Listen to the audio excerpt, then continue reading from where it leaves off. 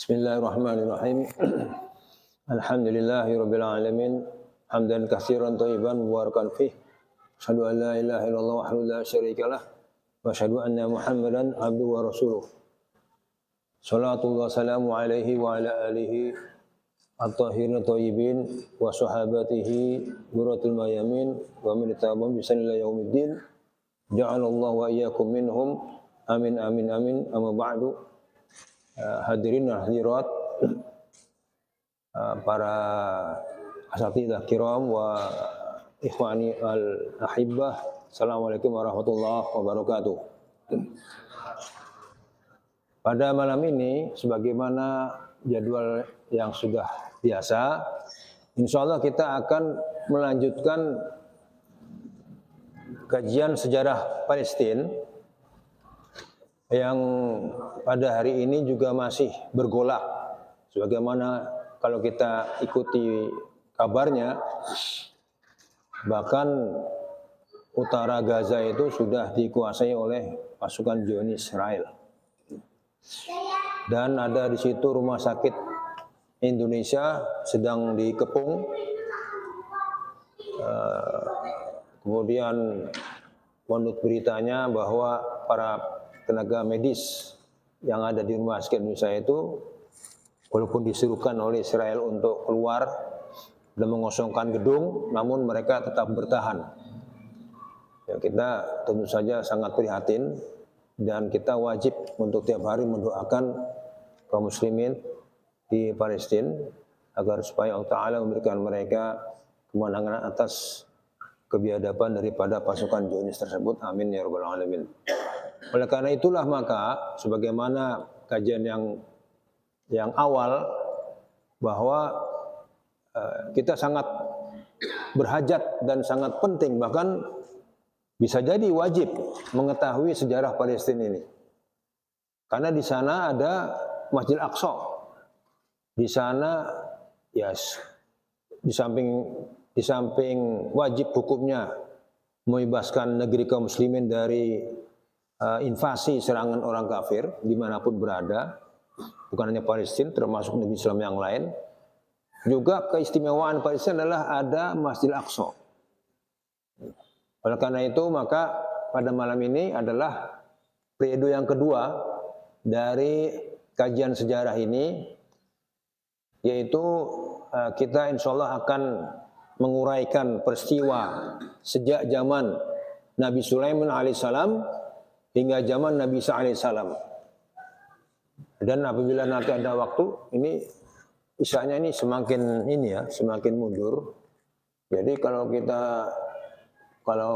bulan lalu kita mulainya 7:30, ini mulai jam 8. Jadi kita sudah kepotong setengah jam. Kalau berakhir pada 8:30 berarti waktu kita hanya 30 menit saja. Jadi dari sejak zaman Nabi Sulaiman alaihissalam hingga zaman Nabi Isa alaihissalam. Bila nanti sempat ada waktu tersisa, kita lanjutkan dengan sejak zaman bi'tsah Nabi Muhammad SAW hingga zaman Daulah Abbasiyah.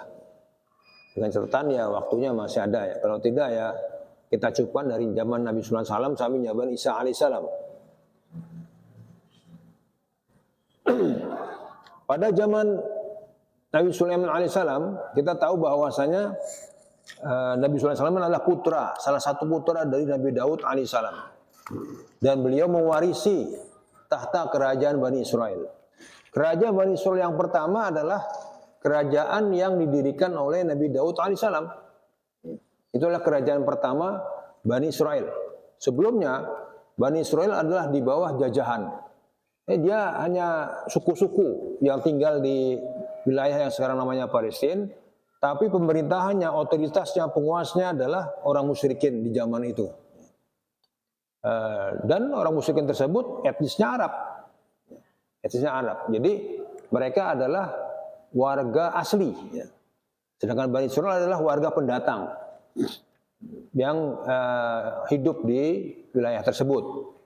Namun seiring dengan perjalanan sejarah kita tahu peristiwanya, yaitu bahwa Nabi Bani Israel sekian lama di bawah jajahan orang musyrik, kemudian mereka sangat berkeinginan untuk merdeka, sehingga diabadikan dalam surah Al-Baqarah kisah tentang bagaimana mereka meminta kepada nabinya, dalam hal ini Nabi Samuel dalam satu riwayat, agar supaya ditunjuk raja yang memimpin mereka untuk berjihad melawan penguasa musyrikin tersebut, ya, supaya mereka bebas merdeka dari kezaliman otoritas penguasa pada waktu itu. Tapi sebagaimana yang ada di surah Al-Baqarah, qala Allah Ta'ala, ketika mereka meminta kepada raja untuk ib'ats lana malikan nuqatil fi sabilillah, mereka berkata kepada nabinya, tunjuklah seorang yang memimpin kami sebagai raja yang akan memimpin kami untuk berperang di jalan Allah. Qala asaytum in kutiba 'alal qitalu alla tuqatilu. Nabi Allah pada waktu itu yang bernama Samuel berkata, bukankah kalian apabila diperintahkan untuk berperang kalian akan berbalik ke belakang, akan mundur. Ini menunjukkan bahwa track record Bani Israel di dalam berjuang di jalan Allah itu selalu tidak konsisten, tidak istiqomah. Kita tahu pada zaman sebelumnya, zaman Musa alaihissalam, setelah mereka selamat dari kedzaliman Firaun, kemudian ada perintah untuk ke Baitul Muqaddas atau Palestina sekarang ini untuk berjihad, masuk ke sana dan melawan otoritas musyrikin yang berkuasa di situ. Tapi mereka berkata kepada Musa alaihissalam, idhab anta wa rabbuka faqatila inna hauna qa'idun. Ente saja wahai Musa dan Harun untuk sana, silakan berperang, kami di sini saja nunggu. Ya. Sehingga waktu itu tidak jadi, Musa alaihissalam tidak jadi memimpin mereka berjihad membebaskan Baitul Maqdis hingga wafat. Dan akibat daripada mereka menolak perintah Allah itu, mereka maka tersesat di wilayah tersebut yang sekarang namanya Sinai. Mereka tersesat kesana kemari, muter-muter di situ saja selama 40 tahun sebagai hukuman karena mereka tidak menjalani perintah Allah Ta'ala untuk berjihad fisabilillah. Hingga kemudian Musa alaihissalam wafat, Harun alaihissalam wafat, dan orang-orang yang membangkang ini, yang tidak mau berjihad ini juga wafat semuanya. Maka generasi selanjutnya dipimpin oleh muridnya Musa alaihissalam yang namanya Yusha bin Nun. Yusha bin Nun alaihissalam adalah seorang pemuda, murid Musa alaihissalam yang kita temukan kisahnya dalam surat Al-Kahfi. Ketika mereka berdua melakukan perjalanan yang akhirnya ketemu dengan Khidir alaihissalam. Itu adalah Yusha bin Nun. Sehingga pada zaman itu Yusha bin Nun lah yang melanjutkan kepemimpinan nubuah daripada Musa alaihissalam. Nah, pada zaman Yusha bin Nun, generasinya sudah generasi yang baru dan generasi yang baik. Mereka taat kepada Yusha bin Nun, adalah Bani Israel yang soleh, yang bertauhid. Kemudian mereka berjihad fisabilillah untuk memerdekakan Baitul Maqdis, untuk masuk ke Baitul Maqdis, dan berhasil. Allah memenangkan mereka. Sejak saat itu mereka bermukim di Baitul Maqdis dan sekitar di Palestina. Sejak itu, sejak zaman Yusha bin Nun itu. Nah, hingga kemudian zaman muncullah zaman ini tadi, yaitu di mana zaman Nabi Samuel, ya, kisah tentang Talut dan Jalut. Ya. Talut alaihissalam yang memimpin peperangan melawan penguasa musyrik yang namanya Jalut. Jalut ini orang Arab, etnis Arab dan warga asli situ, tapi dia musyrik. Ya. Sedangkan Talut alaihissalam, Bani Israel waktu itu adalah kaum muslimin. Kaum muslimin etnis Bani Israel. Ya. Jadi artinya apa? Sebagaimana kajian yang awal, bahwasanya Bani Israel yang pada waktu itu diberi Allah tanah yang barokah di Palestina, itu adalah Bani Israel yang beragama Islam sebagai muslimin dengan nabi-nabinya yang muslim. Bukan Zionis yang sekarang ini, Yahudi ini yang sudah menyimpang daripada ajarannya Nabi Musa alaihissalam dan ajarannya Nabi Isa alaihissalam. Walaupun etisnya sama, tapi mereka sudah menyimpang. Jadi artinya orientasi penilaiannya adalah siapa yang berhak di Baitul Maqdis di Palestina adalah kaum muslimin, entah etisnya apapun juga. Kemudian dengan menangnya pasukan Talut alaihissalam melawan Jalut, di mana waktu itu di antara anggota pasukannya adalah Daud alaihissalam. Daud kemudian berhasil membunuh Jalut. Sehingga ketika Talut alaihissalam ini wafat, maka pewaris tahta kerajaannya adalah Daud. Dan pada waktu Talut alaihissalam bukannya raja ya, jadi artinya cuma kepala suku ya, dari kabilah tersebut. Kemudian ketika beralih kepemimpinan ke tangan Daud alaihissalam, semakin kuat dan wilayahnya semakin luas, kota-kota demi kota di situ yang masih dikuasai musyrikin kemudian ditaklukkan, maka Daud alaihissalam kemudian mendirikan kerajaan Bani Israel yang pertama pada waktu itu. Itu pada tahun 995 sebelum Masehi. Kemudian ketika Daud alaihissalam wafat, pewaris tahtanya adalah Nabi Sulaiman alaihissalam. Masa kekuasaan Daud alaihissalam dan Sulaiman alaihissalam total itu kurang lebih 80 tahun kerajaannya itu. Ini kerajaan besar, terutama ketika zaman Sulaiman alaihissalam. Sebagaimana kita tentu sudah tahu bagaimana Sulaiman alaihissalam mempunyai pasukan bukan hanya dari etnis manusia, dari jin, binatang, dan beliau diberi Allah Ta'ala kemampuan untuk mengerti bahasa binatang. Angin pun bala tentaranya juga. Di kekuasaannya sangat luas sekali. Sehingga dalam riwayat disebutkan bahwa raja dunia ini yang menguasai dunia itu ada 4. 2 muslim, 2 kafir. 2 yang muslim ada Dzulqarnain dan Sulaiman alaihissalam. 2 yang kafir adalah Nebukadnezar dan yang satu lagi adalah Namrud. Dalam satu riwayat Firaun. Wallahu a'lam bishawab. Yang jelas waktu itu boleh dikatakan ya kerajaan Bani Israel di bawah pimpinan Nabi Sallallahu Alaihi Wasallam adalah superpower dunia pada waktu itu. Tapi selepas wafatnya Nabi Sulaiman alaihissalam, sebagaimana tabiatnya, Bani Israel mulai menyimpang, mulai berbuat maksiat,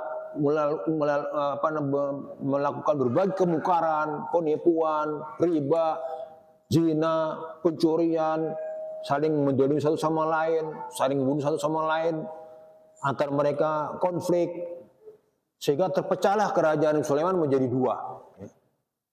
Kemudian ketika kerajaan kaum Bani Sulaiman ada 2, mereka diserang oleh Asyuriah, Daulah Asyuriah, yaitu etnis Arab yang dari wilayah Irak. Jadi kita ketahui bahwa kerajaan Bani Israel itu ada luas ya. Jadi yang namanya sekarang negara Suriah itu adalah termasuk wilayah mereka, atau yang disebut Syam. Syam itu kan Suriah, Yordania, Lebanon, dan Palestina. Ini 4 ini dahulu disebut negeri Syam. Itu semuanya adalah di bawah kerajaan Bani Israel. Mereka sisa-sisa daripada mewarisi kerajaan Nabi Sulaiman. Jadi 2 kerajaan itu, yang satu menguasai wilayah utara ke Syam, yang satu ke selatan, dari mulai Baitul Maqdis kemudian Yordania sampai ke perbatasan Mesir. Jadi waktu itu selepas wafatnya Nabi Sulaiman alaihissalam, Bani Israel terpecah.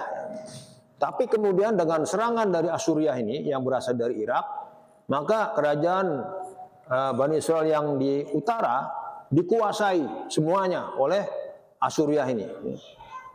Dipimpin oleh rajanya yang namanya Sarjun kedua. Sehingga kerajaan Israel ini dijajah oleh mereka ini.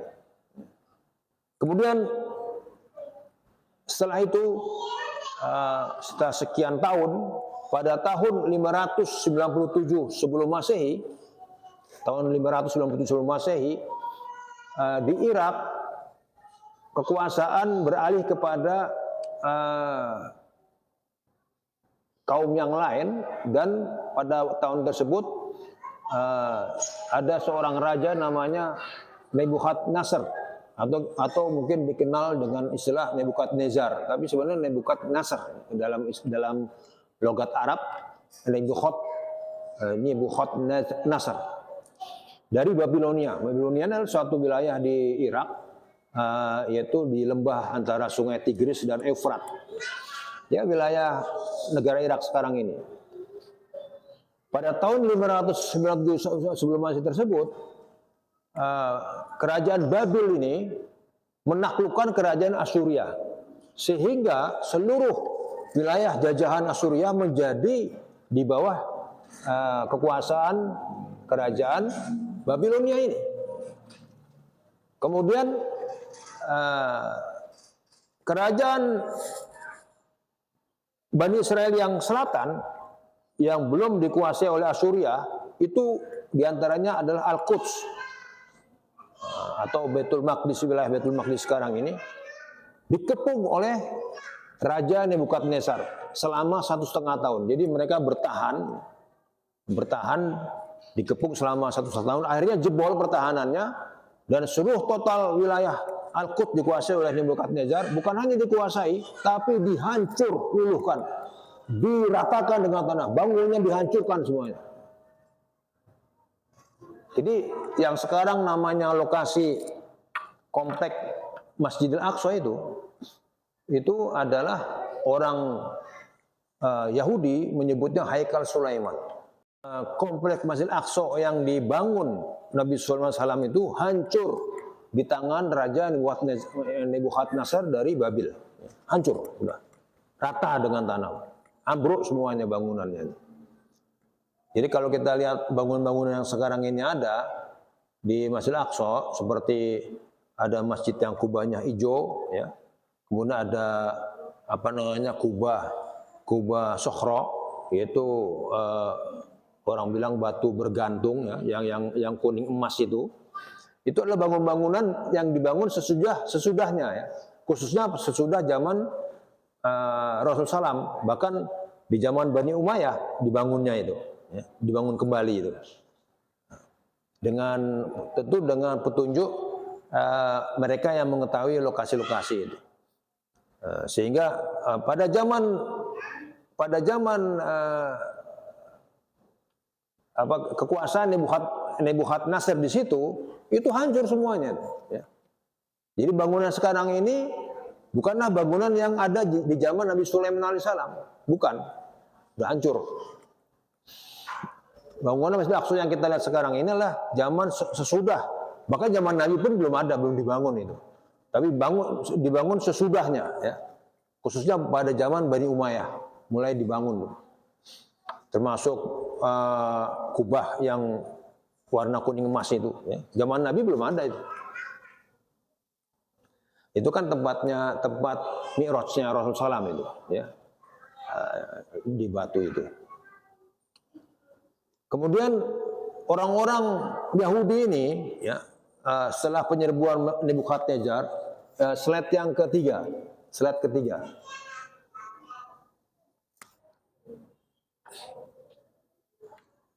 Mereka mayoritasnya di bawah, masih di situ, ya, artinya menjadi tawanan Nebukadnezar, dan 40.000 orang, artinya Yahudi yang tersisa di situ yang masih hidup itu digiring sebagai tawanan, budak tawanan, dibawa dari Palestina ke Irak, ke pusat kerajaan Babilonia. 40.000 Yahudi yang tertawan ketika Nebukadnezar itu menguasai Al-Quds, ya. Tetapi ada sebagian orang Yahudi yang berhasil lolos dari pengepungan Nebukadnezar, dan mereka sebagian ada yang hijrah ke Eropa, sebagian lagi ada hijrah ke Mesir, sebagian lagi hijrah ke Jazirah Arab. Nah, yang ke Jazirah Arab inilah yang di kemudian hari mereka bermukim di Madinah. Maka di Madinah ada komunitas Yahudi sejak itu. Yang terbesar adalah ada 3, ada Bani Qainuqa, Bani Nadir, dan Bani Quraidah. Itu mereka di situ sejarahnya, yaitu ketika Raja Nebukadnezar itu menyerbu menguasai seluruh wilayah daripada pemukiman Bani Israel ini. Ya. Mereka kemudian sebagian ditawan, yang tertawan ini dibawa ke Irak sebagai budak. Kemudian sebagian ada yang berhasil lolos, ada yang ke Mesir, ada yang ke Jazirah Arab sampai ke Madinah, ada yang ke Eropa, mereka tersebar. Dan menurut para ulama, ini adalah hukuman Allah atas mereka yang pertama. Ya. Jadi Yahudi ini dalam surat Al-Isra di awal-awal itu, mereka tuh ada 2, wa'adul awal, wa'adul akhir, yaitu janji Allah untuk adab Allah kepada mereka ini. Mereka menjadi budak, terusir, tawanan. Itu dalam sejarahnya ada dua zaman. Zaman pertama, sebagian ulama ahli sejarah mengatakan yaitu ketika Nebukadnezar ini menguasai mereka. Mereka terhina, jadi tawan. Itu akibat mereka sebelumnya, yaitu setelah wafat Nabi SAW, mereka berbuat kemungkaran, kerusakan, kesyirikan, dan lainnya. Hukumannya itu. Kemudian, tapi ada ulama lain mengatakan bahwasanya wa'dul awal itu bukan zaman Nebukadnezar, tapi pada zaman Raja Romawi, ya, yang lebih kejam lagi. Nanti pada periode berikutnya. Jadi sekarang ini dalam surat Al-Isra awal-awal itu ayat kedua atau ketiga, ayat ketiga mungkin, wa'dul akhir itu adalah akhir kehancuran mereka ini Yahudi, sehingga mereka tidak bisa bangkit lagi. Kalau yang awal mereka bisa bangkit lagi, bikin lagi kerajaan. Nah, sekarang ini mereka punya kerajaan, negara Israel namanya. Sehingga sebagian ahli sejarah, ulama itu melihat bahwasanya zaman sekarang ketika Israel di bawah pimpinan Benyamin Netanyahu melakukan kebiadaban terhadap kaum muslimin Palestina, bukan hanya kaum muslimin, bahkan yang bukan muslimin Nasrani juga oleh mereka dibunuh, di sasaran semuanya, ya, yang mereka anggap tidak pro dengan mereka ini, dengan sadis. Jadi mereka tidak memandang obatan, fighter atau perempuan atau anak, enggak peduli, ya. Dan itu sebagian ahli sejarah hari ini mengatakan itu ada tanda-tanda wa'dul akhir, janji Allah yang kedua untuk menghancurkan mereka ini. Sehingga sejak itu nanti mereka habis ini. Jadi negara ini justru tanda-tanda negara Israel akan musnah.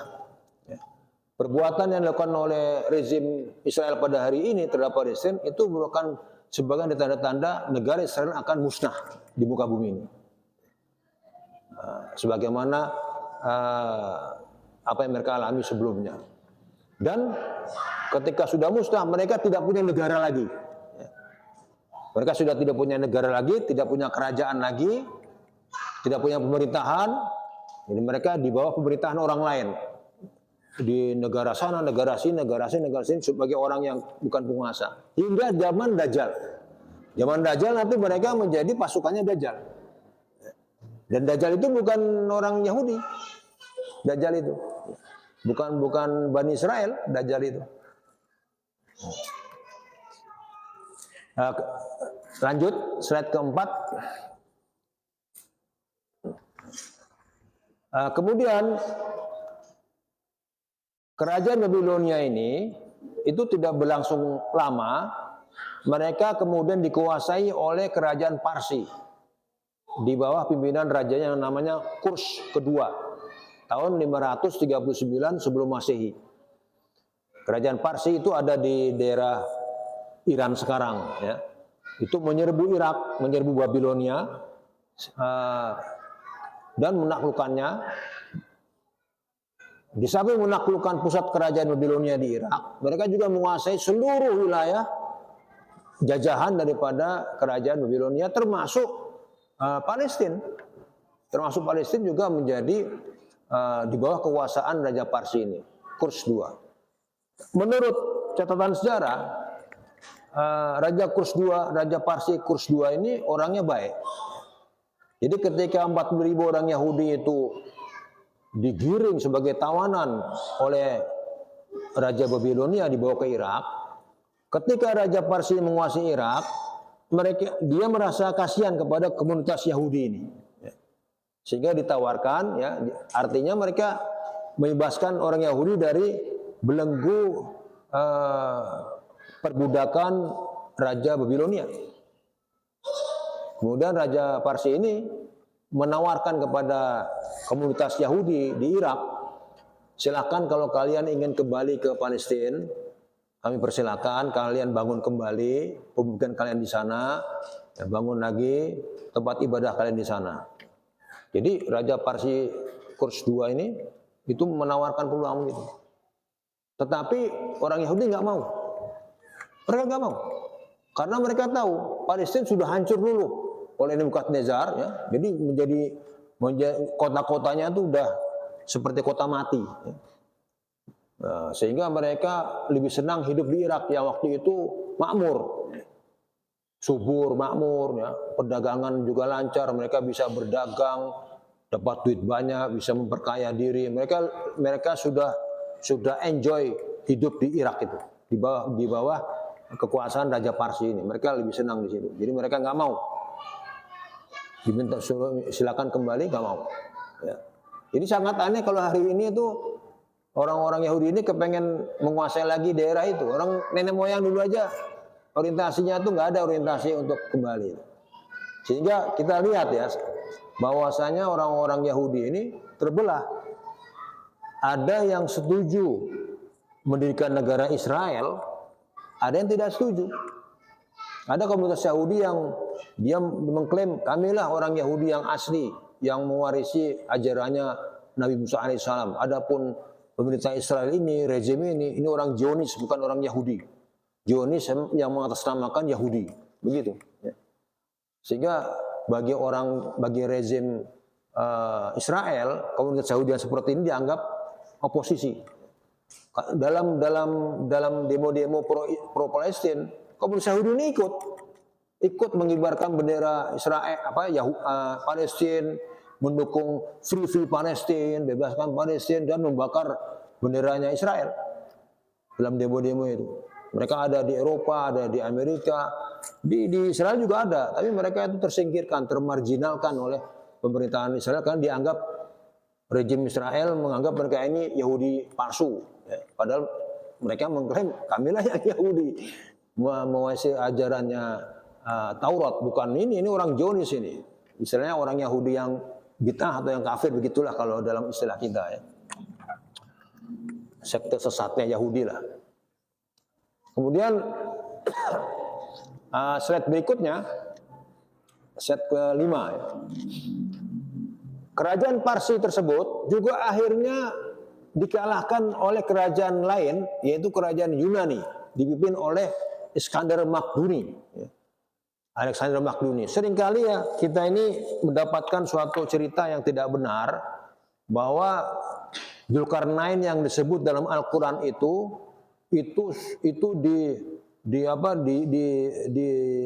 ada cerita-cerita disamakan, atau itulah dia Iskandar Magduni padahal beda, ya, bukan dari Yunani. Dan Iskandar Magduni ini orang musyrik. Dia ini penyembah dewa-dewa. Yunani itu kan banyak dewa-dewa tuh. Yang paling tinggi, yang paling besar dewa Zeus. Gimana mungkin Zulkarnain hamba Allah yang soleh itu disebut sebagai penyembah Zeus? Nah.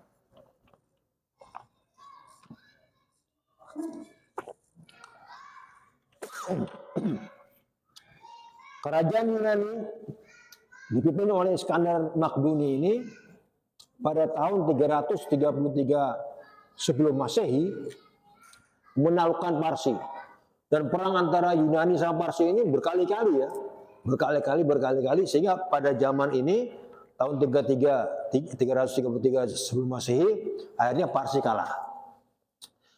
Parsi kalah berarti maknanya seluruh wilayah Parsi termasuk daerah jajahannya kayak Palestina, Iran, Hind sampai Mesir. Karena Parsi waktu itu kerajaan besar, kerajaannya pusatnya di Iran, itu wilayahnya sampai ke Mesir. Bahkan sampai ke Yaman. Jadi kalau kita lihat peta itu Parsi ini wilayahnya di utara itu dia Irak, Suriah, Lebanon, semuanya itu sampai ke Mesir, Afrika Utara itu dikuasai mereka. Kemudian di selatan mereka menguasai yang sekarang namanya Bahrain, Kuwait segala macam, Oman, Yaman itu dikuasai mereka juga. Ya. Nah, jadi ada seorang analis sejarah atau geopolitik mengatakan bahwa sebenarnya rejim Iran ini itu lebih cenderung kepada suatu utopia atau suatu ambisi ingin mendirikan kembali kerajaan Parsi seperti dahulu kala. Jadi mereka berambisi ingin juga menguasai wilayah-wilayah yang dulu dikuasai oleh nenek moyang mereka ini. Mereka klaim itu adalah wilayah kita. Akhirnya bentrok dengan negara-negara lain. Nah, jadi kita tahu bagaimana Iran mendukung Houthi di Yaman, ya, mendukung Nusairyah Bashar Assad di Suriah, mendukung Lebanon, Hizbullah Lebanon. Ya. Nah, itu semua adalah karena mereka klaim itu wilayah-wilayah mereka. Mereka ingin bangun kembali kerajaan mereka yang dahulu itu. Itu ambisi mereka. Adapun kesyiahannya itu sebagai kuda tunggangan saja ya, karena memang kebanyakannya adalah penganut Syiah. Jadi seperti dipadukan antara ambisi etnis kesukuan ini dengan agama supaya didukung oleh rakyatnya. Sama dengan orang Israel ya. Zionis ya, nggak ada hubungan sama agama Yahudi ya. Itu menunggangi etnis Yahudi supaya mendukung dan mereka membuat suatu skenario sedemikian bahwa mereka itu memperjuangkan kejayaan agama Yahudi, ingin membangun Haikal Sulaiman supaya orang-orang Yahudi ini yang kuat beragama Yahudi itu mendukung rezim ini. Nah, jadi ada semacam ada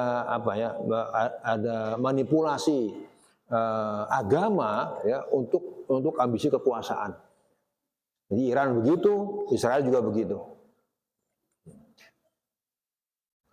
Kemudian orang-orang Yahudi yang ada di bawah kekuasaan kerajaan Yunani ini dipaksa ya, dipaksa untuk menganut keyakinannya orang-orang Yunani yang musyrik ini, penyembah dewa Zeus. Sehingga pada waktu itu orang-orang Yahudi ikut-ikutan ya, melakukan ritual-ritual kesyirikan ini untuk menyelamatkan diri daripada tindakan keras daripada kerajaan Yunani. Sehingga di situ juga mulailah penyimpangan ajaran Yahudi yang sudah terjadi sebelumnya nambah lagi menyimpang ya. Mulai ya dicari pembenaran.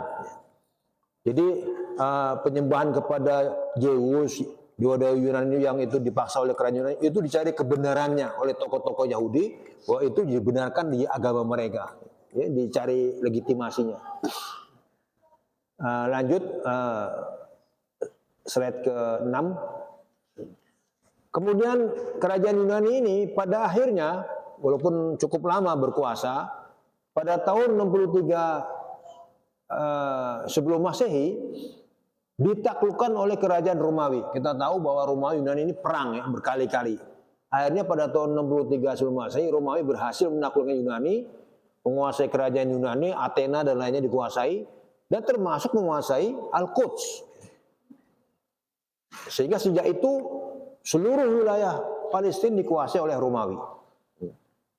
Dan pada zaman kerajaan Romawi itulah Allah Ta'ala membangkitkan Nabi Zakaria alaihissalam dan Nabi Yahya alaihissalam putranya. Itu pada zaman Palestina dikuasai oleh otoritas Romawi yang musyrik ya. Romawi waktu itu masih musyrik, dewa-dewa juga sama dengan Yunani, tapi jenis dewanya beda. Kemudian Nabi Zakaria alaihissalam itu berdakwah kepada komunitasnya Bani Israel supaya meninggalkan kesyirikan, ya, supaya bertauhid.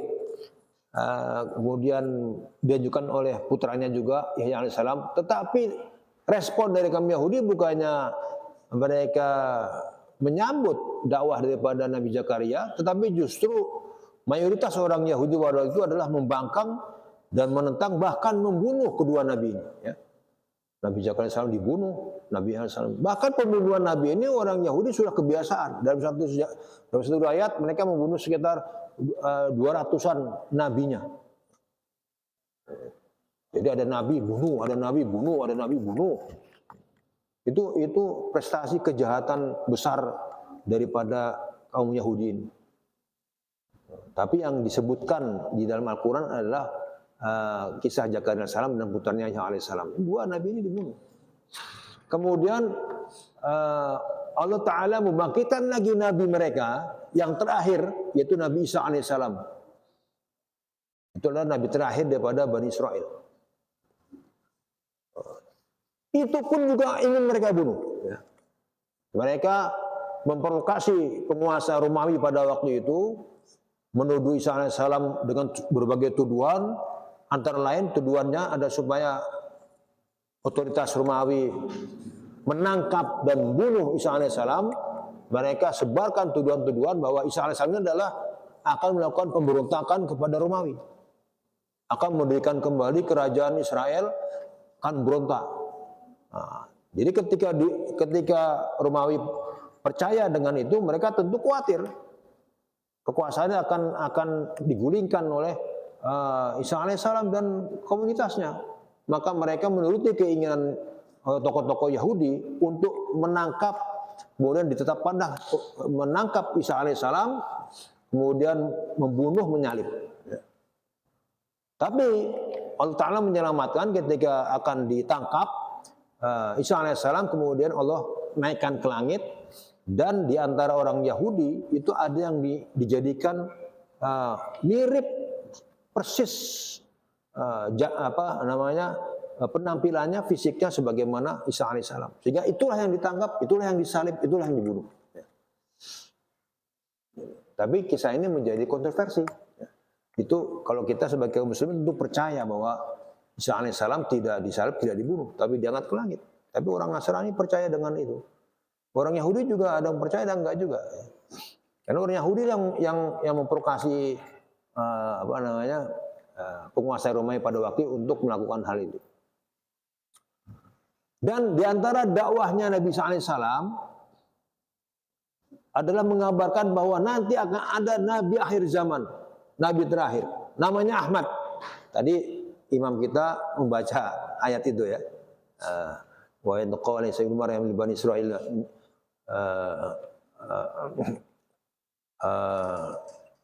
ini Rasulullah ikum musaddiqan lima bayna yadayhi minat Taurati wa mubasysyiran bi rasul ya'ti min ba'dihi ismuhu Ahmad. Ya. Yaitu maksudnya adalah Muhammad SAW. Jadi sudah ada waktu itu berita bahwasanya nanti akan nabi. Itulah yang ditunggu oleh komunitas Yahudi itu. Ya. Itu mereka tunggu, dan mereka mempunyai anggapan itu dari kalangan mereka. Sehingga ketika ternyata nabi terakhir dari kalangan Arab, mereka tidak mau ikut karena kefanatikan etnisnya itu. Kemudian slide ke-7,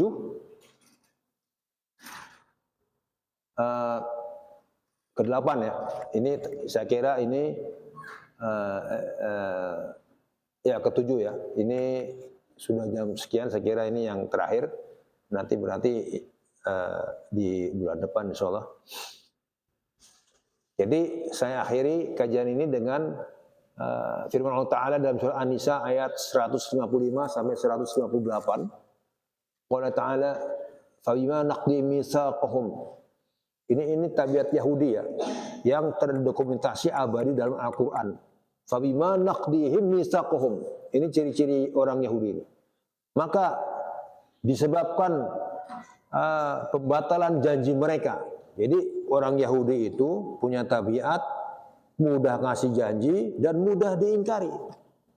Ini yang terbaru ini di Palestina ini, saya dengar berita rejim Zionis menawarkan gencatan senjata dengan Hamas. Ya.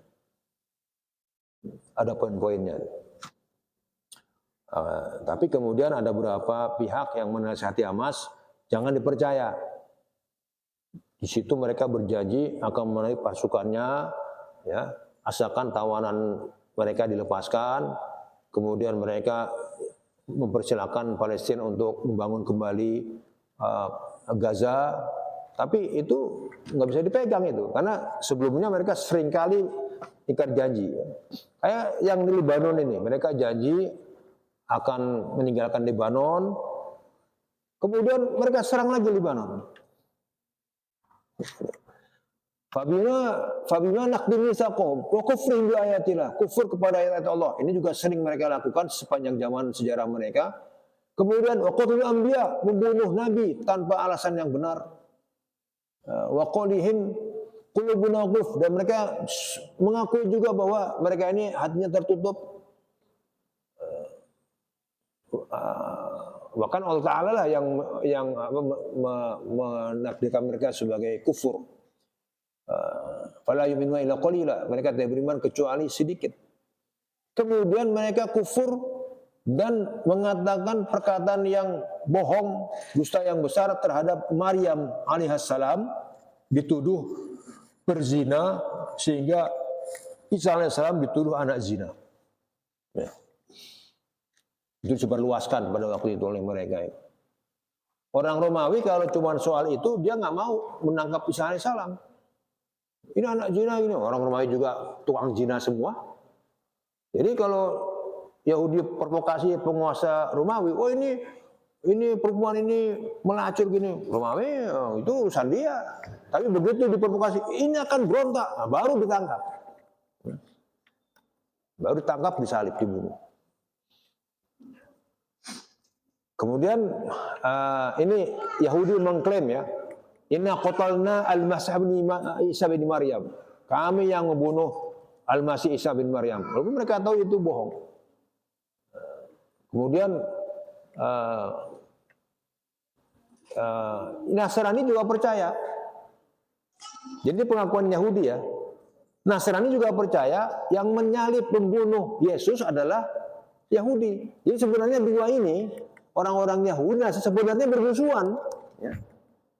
Nasrani mempercayai bahwa pembunuh dan penyalib Isa alaihissalam yang mereka agungkan sebagai Tuhan itu adalah Yahudi.